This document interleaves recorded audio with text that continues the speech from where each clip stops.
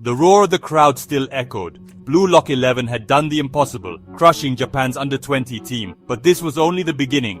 Jinpachi Igo, the mastermind, stood before them, eyes blazing. Victory was sweet, but dangerous. It could breed complacency. Igo would never allow that. The world was waiting, and the fire in the players' hearts burned brighter than ever. They had proven themselves monsters, but the world stage was a different beast. Greater predators, hungrier egos, unimaginable skills awaited. The challenge ahead was monumental, terrifying, exhilarating. This was the path to becoming the world's best striker. Igo's voice cut through the adrenaline. Congratulations, you unpolished gems. You've survived, you've won, you've tasted blood. He paused, then shattered their comfort. This victory? It's just a ticket to a far crueler, more demanding stage. The air grew thick with anticipation. What new hell awaited? The stakes were no longer just about representing Japan. They were about becoming Japan's future. To do that, they had to conquer the world. The under-20 match was a domestic skirmish. Now, war was declared on an international scale. Igo revealed his grandest plan, the Neo-Egoist League, a crucible to pit them against, and alongside the world's most promising talents and seasoned pros. The path ahead was clear: evolve or be devoured. Isagi Yoichi, always chasing a clearer vision of goal. He was instrumental in the under-20 victory, but satisfaction was fleeting. He felt the gap between himself and the true monsters. Rin, Sei, and now, world-class players. His ego burned quietly. He needed more. New weapons, deeper understanding. His journey was constant reinvention, always aiming to be the world's best striker. Now, best meant dominating the field, imposing his will. His rivalry with Rin was a catalyst, but new rivals emerged, operating on different wavelengths. Isagi had to adapt, devour every challenge, every setback. The under-20 match unlocked a nascent ability to predict, to react, to find the scent of a goal. But it was raw. He needed to sharpen it. He chose Germany's Bastard Munchen in the Neo-Egoist League, seeking logic to complement his intuition. Ready to absorb everything, he would break and rebuild himself stronger. Isagi's strength was learning from failure, turning despair into fuel. He was a puzzle solver, and the puzzle was how to become the ultimate striker. The world would soon learn his name. Rinitoshi, the prodigy, the top scorer, haunted by rivalry with his brother Sei. The under-20 victory was complex. Was it really his win? Did it bring him closer to surpassing Sei? Rin's ego was a destructive force. He sought not just victory, but annihilation. His goal to destroy Sei, to become Japan's king. But the match exposed flaws in his beautiful football, and the chaos of Isagi's evolution. Rin needed something more, something uglier, more effective. In the Neo-Egoist League, he joined France's Paris X-Gen, a team of flair and brilliance. He sought an environment to refine his lethal skills, to let his individual talent shine. But could he evolve beyond obsession? Could he find a new form for his ego? His rivalry with Isagi was a source of friction and growth. Isagi was the mirror reflecting Rin's struggles, the variable disrupting his calculations. Rin had to embrace chaos, to find a new potent form of destruction. His genius was undeniable, but evolution was paramount. Nagi Seishiro, the lazy genius, played football because Ryo Mikage asked him to. His talent was effortless, but Blue Lock was changing him. The thrill of scoring, the challenge of stronger opponents, awakened a flicker of ambition. The under-20 match gave him a taste of a world where his talent could shine. Ryo wanted to be Nagi's indispensable partner, but Nagi's best might lie on a path Ryo couldn't follow. The Neo-Egoist League forced them apart. Nagi joined England's Menshine City, seeking new excitement. He wanted his own reason to play, his own dream. This was a conscious decision to chase something beyond Ryo's vision. Nagi felt the heat of competition, the frustration of limitation, and the desire to overcome it. His ego was finally taking root. Ryo, meanwhile, grappled with his own identity. Was he just Nagi's partner, or could he be a formidable egoist? Their destinies diverged, only to perhaps meet again as equals, as rivals. The chrysalis was breaking.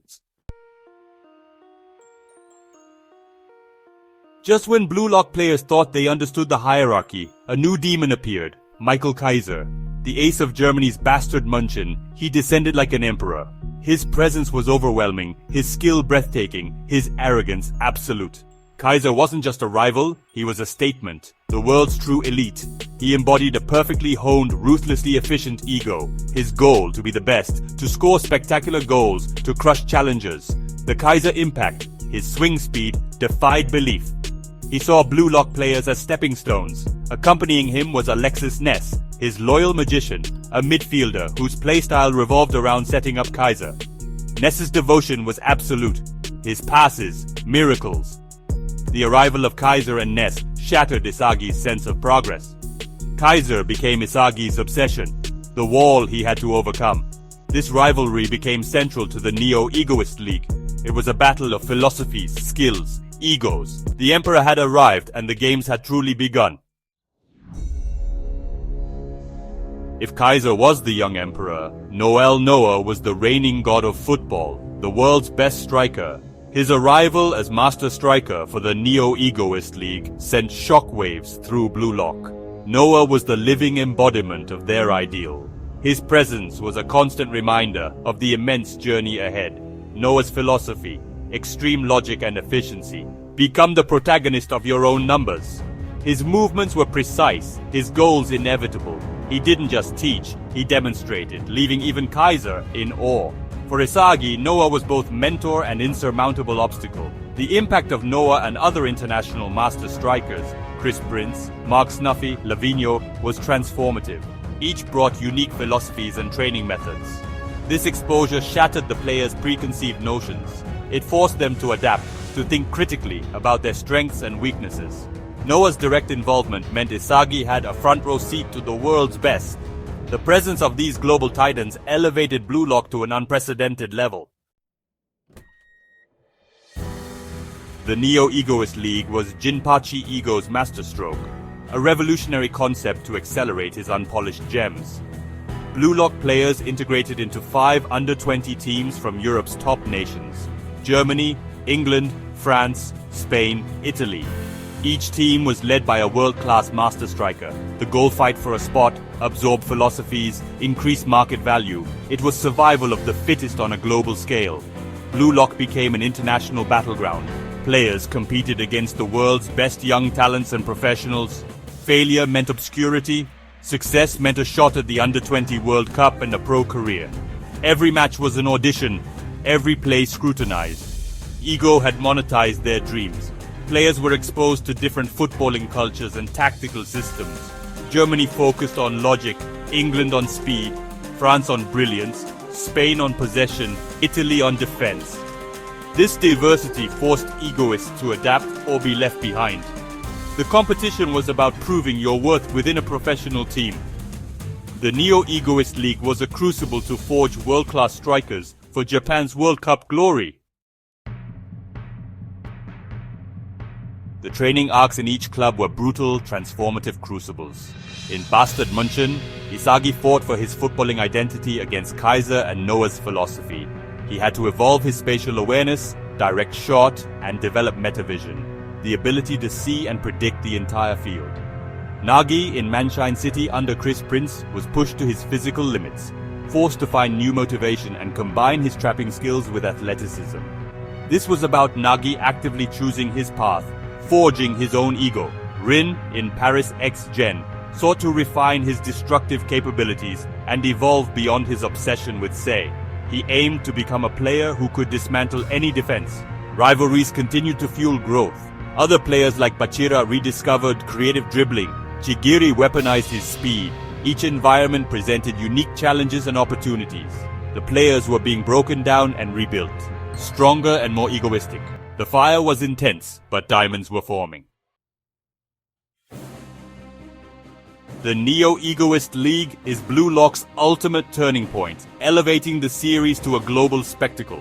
Ego became a tangible force, capable of challenging world-class standards. Players weren't just aiming to be Japan's best, they were fighting for a place among the world's elite. The rise of global ego was underway. Metavision was a game-changer, especially for Isagi, representing a new pinnacle of footballing intelligence. Isagi's struggle to master it, especially against Kaiser, formed the core of his evolution. Ego wasn't just about talent or scoring. It was relentless self-improvement and audacity. Emotional turning points were profound. Nagi finding his dream, Ryo redefining his worth, Isagi rising from despair. These moments were about the raw struggle for self-actualization. The arc solidifies Blue Lock's message. True strength comes from weaponizing one's deepest desires.